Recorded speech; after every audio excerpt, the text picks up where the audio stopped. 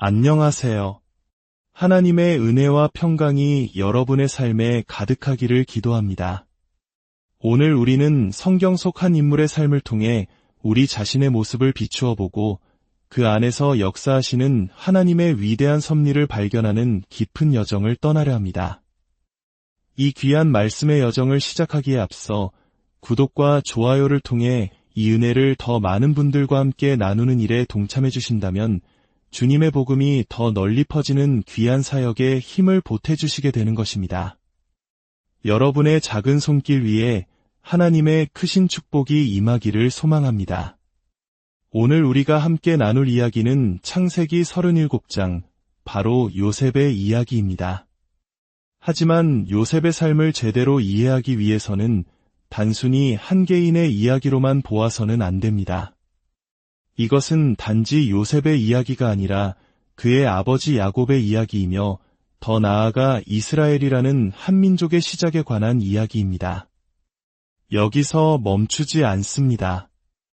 이야기는 아브라함의 이야기로 그리고 인류의 시작인 아담의 이야기까지 거슬러 올라가는 거대한 하나님의 구원 계획, 그 장대한 파노라마의 한 부분입니다. 우리가 요셉의 삶이라는 보석을 캐낼 때 창세기 전체라는 거대한 보물 창고를 잇는다면 우리는 가장 중요한 것을 놓치게 될 것입니다. 하나님께서 요셉 한 사람의 인생을 통해 무엇을 이루고자 하셨는지 그분의 크고 놀라운 섭리를 이해하는 것이 오늘 우리의 가장 중요한 과제입니다. 창세기 37장 후반부는 크게 두 가지 움직임을 보여줍니다. 첫 번째는 요셉의 순종, 그리고 두 번째는 그의 형들의 끔찍한 죄악입니다. 이 두 가지는 마치 검은 벨벳 천 위에 놓인 다이아몬드처럼 극명한 대조를 이룹니다. 우리는 순종하는 아들 요셉의 빛나는 모습을 통해 그리고 죄악에 물든 형들의 어두운 모습을 통해 우리 자신과 하나님에 대해 더 깊이 배우게 될 것입니다. 먼저 요셉의 순종을 살펴보겠습니다.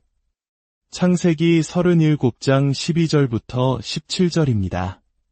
그의 형들이 아버지의 양떼를 치러 세겜 근처로 갔을 때 아버지 이스라엘, 즉 야곱이 요셉에게 말했습니다. 여기서 야곱과 이스라엘이라는 이름이 함께 사용되는 것을 볼 수 있습니다. 야곱이 천사와 씨름한 후 하나님으로부터 받은 새 이름이 바로 이스라엘입니다.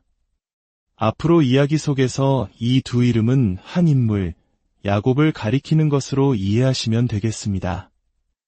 아버지는 요셉에게 말합니다. 내 형들이 세겜에서 양을 치고 있지 아니하냐.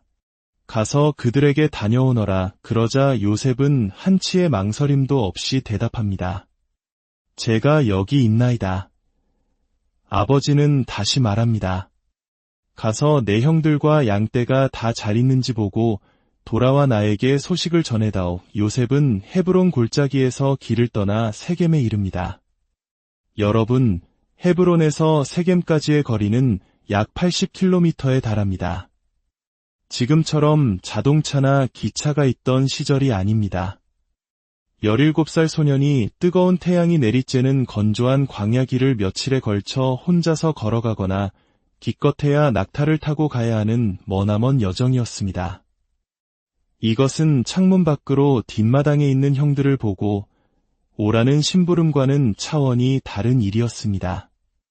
그의 순종은 여기서 그치지 않습니다.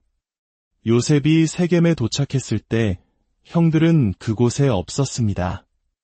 만약 보통의 아이였다면 어떻게 했을까요? 아버지께서 세겜으로 가라고 하셨으니 저는 제 할 일을 다 했습니다. 형들이 없었는걸요 라며 80km를 다시 걸어 집으로 돌아갔을지도 모릅니다. 이것이 바로 형식적인 순종입니다. 시키는 말 그대로만 따르는 것이죠. 하지만 요셉은 달랐습니다. 그는 길에서 만난 사람에게 형들의 행방을 물었고 그들이 도단으로 갔다는 말을 듣습니다. 도단은 세겜에서 20km 이상 더 가야 하는 곳입니다. 요셉은 주저하지 않고 그 길을 또다시 떠납니다. 왜 그랬을까요? 요셉은 아버지의 말씀뿐만 아니라 아버지의 마음에 순종했기 때문입니다. 아버지의 마음은 단순히 요셉이 세겜에 다녀오는 것이 아니었습니다. 아들들과 양떼가 무사한지 알고 싶어하는 아버지의 깊은 염려와 사랑, 그것이 아버지의 마음의 본질이었습니다. 요셉은 그 마음을 헤아렸고 그 마음이 만족할 때까지 자신의 임무를 멈추지 않았습니다. 이것이 진정한 순종입니다. 단순히 불순종이라는 책망을 피하기 위해 최소한의 의무만 다하는 것이 아니라 나를 부르신 이의 마음을 기쁘게 해드리기 위해 기꺼이 더 멀리, 더 깊이 나아가는 것. 이것은 우리와 하늘에 계신 우리 아버지, 하나님과의 관계에도 동일하게 적용됩니다. 우리는 하나님의 말씀에 순종하되 그 말씀에 담긴 하나님의 마음과 뜻을 헤아리며 온전히 기쁨으로 순종하고 있습니까? 아니면 마지못해 최소한의 의무만 다하며 스스로를 위로하고 있지는 않습니까? 이제 빛나는 요셉의 순종과 극명하게 대조되는 그의 형들의 끔찍한 죄를 살펴보겠습니다. 그들의 죄는 세 가지 단계로 깊어집니다. 첫째는 시기와 질투, 둘째는 쓴뿌리가 된 미움, 그리고 셋째는 불순종과 하나님에 대한 신성모독입니다. 18절을 보십시오. 형들은 요셉이 멀리서 오는 것을 보았습니다. 그가 가까이 오기도 전에 그들은 그를 죽일 음모를 꾸밉니다. 그들은 서로에게 이렇게 말합니다. 저기 꿈꾸는 자가 오는도다. 자, 이제 그를 죽여 구덩이에 던져넣고 사나운 짐승이 잡아먹었다고 하자. 그리고 그의 꿈이 어떻게 되는지 우리가 두고 보자. 사촌이 땅을 사면 배가 아프다는 우리 속담처럼 시기와 질투는 인간의 마음에 가장 먼저 싹트는 죄악 중 하나입니다. 형들은 요셉이 가졌던 것들 때문에 그를 미워했습니다. 아버지가 특별히 만들어준 화려한 채색옷, 즉 아버지의 편애라는 소유물, 그리고 하나님이 주신 꿈, 즉 형들이 자신에게 절하게 될 것이라는 미래의 지위. 이 모든 것이 그들의 마음에 시기심의 불을 질렀습니다. 질투란 다른 사람이 가진 좋은 것을 보고 그것이 마땅히 내 것이어야 한다고 믿거나 혹은 적어도 그 사람의 것이어서는 안 된다고 여기며 미워하는 악한 마음입니다. 성경은 질투가 결코 가벼운 죄가 아니라고 경고합니다. 로마서와 갈라디아서에서는 질투를 음행, 우상숭배와 같은 끔찍한 육체의 일들과 나란히 언급합니다. 잠언은 말합니다. 분노는 잔인하고 진노는 창수 같거니와 투기 앞에야 누가 서리요. 야고보서는 시기와 다툼이 있는 곳에는 혼란과 모든 악한 일이 있음이라고 경고합니다. 시기와 질투라는 죄의 씨앗을 마음밭에 그냥 내버려두면 어떻게 될까요? 그것은 반드시 쓴 뿌리를 내리고 자라나 결국 미움과 분노라는 독이 든 열매를 맺게 됩니다. 형들의 마음이 바로 그러했습니다. 요셉이 꿈꾼 이야기는 이미 오래전 일입니다. 하지만 그들은 그 미움을 마음속에 계속 품고 있었습니다. 요셉이 무슨 잘못을 한 것이 아니었습니다. 그저 멀리서 그의 모습이 보였다는 것만으로도 그들 마음속에 오랫동안 묵혀두었던 미움과 살이가 폭발한 것입니다. 이것이 바로 다스리지 않은 감정이 얼마나 무서운지를 보여줍니다. 그들은 요셉의 존재 자체를 증오하게 된 것입니다. 그리고 마침내 그들의 죄는 하나님을 향한 직접적인 불순종과 신성모독으로 이어집니다. 그들은 그의 꿈이 어떻게 되는지 우리가 두고 보자라고 말했습니다. 이것은 단순히 어린 동생을 조롱하는 말이 아닙니다. 그들의 아버지 야곱이 꿈을 통해 하나님의 계시를 받고 거부가 되었던 사실을 그들은 잘 알고 있었습니다. 그들은 꿈이 하나님께서 말씀하시는 통로임을 알았습니다. 그럼에도 불구하고 그들은 요셉을 죽임으로써 하나님의 계획을 자신들의 힘으로 막아보려 한 것입니다. 이것은 하나님의 주권과 말씀에 대한 정면 도전이었습니다. 더욱 아이러니한 것은 하나님께서 요셉을 통해 이루고자 하셨던 일이 무엇이었습니까? 바로 장차 닥칠 끔찍한 기근에서 요셉의 가족, 바로 그 형들을 포함한 이스라엘 전체를 구원하는 것이었습니다. 그들은 자신들을 살리려는 하나님의 계획을 자신들의 손으로 파괴하려 했던 것입니다. 이 모습은 마치 우리를 죄에서 구원하기 위해 이 땅에 오신 예수 그리스도를 향해 십자가에 못 박으라 고 외쳤던 우리 인류의 모습과 너무나도 닮아 있습니다. 하나님이 선택하신 구원의 방식을 인정하지 않고 오히려 시기하고 미워하여 죽음에 내어준 것입니다. 여러분, 오늘 이 이야기를 들으시면서 여러분 자신을 누구라고 생각하십니까? 우리는 보통 억울하게 고난받는 주인공 요셉의 입장이 되기를 원합니다. 나는 잘못한 게 없는데 사람들이 나를 미워하고 힘들게 해라며 스스로를 피해자로 여길 때가 많습니다. 하지만 오늘 성경은 우리에게 다른 관점을 제시합니다.